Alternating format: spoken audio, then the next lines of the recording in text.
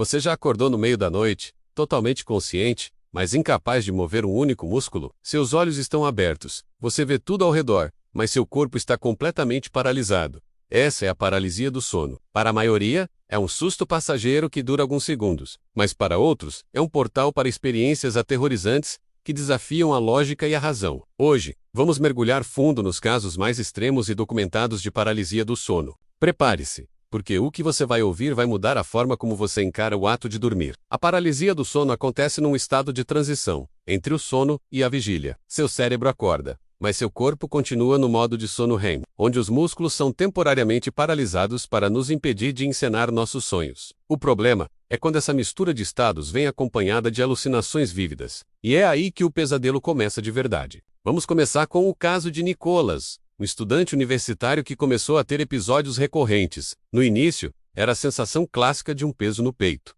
uma presença no quarto, mas com o tempo, as alucinações se tornaram mais complexas e pessoais. Ele começou a ver uma figura sombria, alta e esguia, parada no canto do seu quarto. Noite após noite, a figura se aproximava.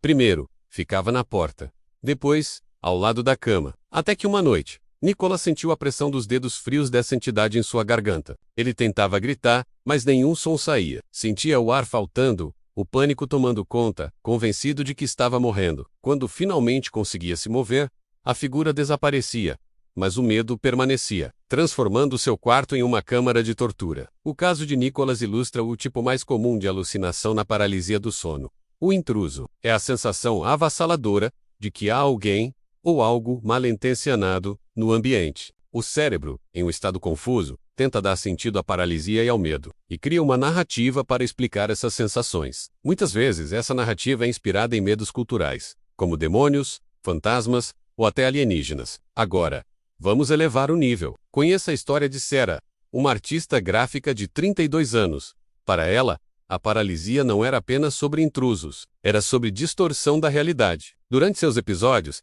Sarah experimentava o que os cientistas chamam de alucinações vestibulares motoras. Ela sentia que estava levitando para fora do corpo, flutuando em direção ao teto. Tu Lou do Shima.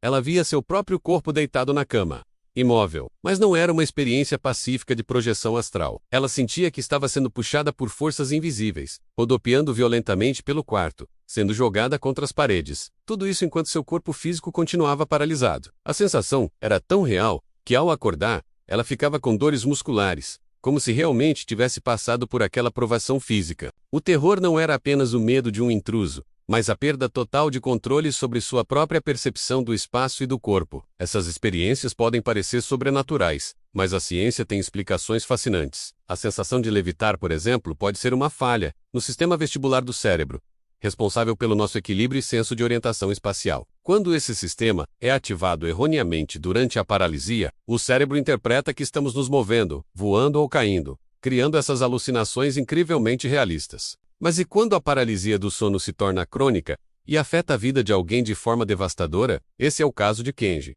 do Japão. Desde a adolescência, Kenji sofre de paralisia do sono isolada recorrente. Quase todas as noites ele passa pelo terror. Suas alucinações são um misto de todos os tipos. Ele vê figuras sombrias, ouve sussurros ameaçadores em línguas que não compreende e sente seu corpo ser contorcido em posições impossíveis. O medo de dormir se tornou tão intenso que ele desenvolveu uma insônia severa. Passava dias acordado usando cafeína e energéticos para se manter alerta, até que a exaustão o vencia. Isso criou um ciclo vicioso. A privação de sono aumenta a probabilidade e a intensidade da paralisia do sono. Sua carreira foi arruinada.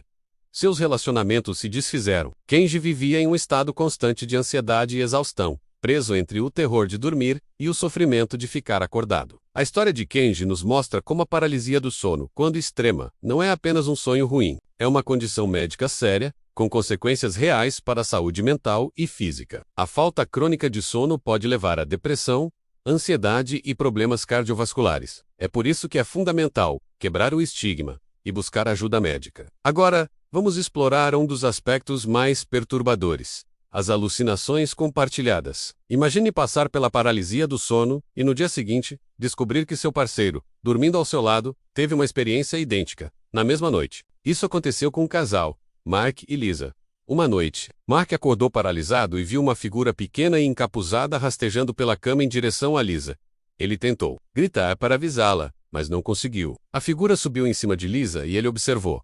Impotente. Quando finalmente conseguiu se mexer, ele acordou Lisa, desesperado. Para seu choque, Lisa estava chorando. Ela descreveu exatamente o mesmo sonho.